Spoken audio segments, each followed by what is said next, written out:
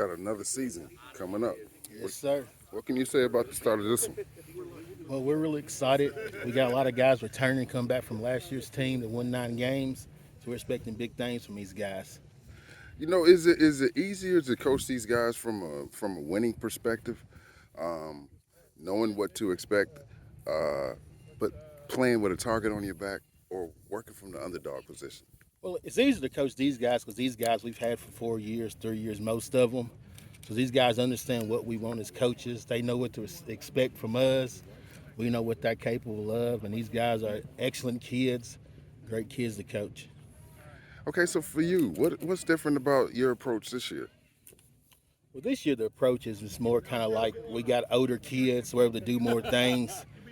We're spending probably less time working like the stuff, teaching the fundamentals, more time putting in stuff from a scheme wise that we really haven't been able to put in years past that these guys can execute and do. What's it been like in preseason practice? What are some of the things the guys have gotten better on?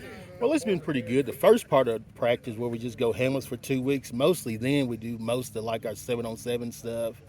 So we've been working, different pass coverages and different pass schemes, working on our pass drills, our passing game, and things like that. So the next couple weeks we get more into hitting and more the physicalness of it. Who are some of the guys that you've seen the most improvement out of? Well, really, I mean, everybody knows the guys we got, like the Jacksons, the Clarks, and those guys. But we have a lot of guys that probably didn't get a lot of time last year, like a Christian Martin, that is a good football player, like Cam Asbury. He'll get some more time on defense this year. He didn't play much last year. So we got guys that probably people don't know about that have improved in the weight room and has gotten better. Now, the game against Casey County, where you guys might have took home a district trophy, but you lost that game. You had a little bit of adversity, and the season might not have ended how you wanted it to end. But how did the end of the season last year motivate you guys for this year? Well, I think these guys know Casey County. We let one get away. Yeah. We didn't play our best game. I mean, we didn't coach our best game neither. So, I mean, they understand we let one get away, but that happens.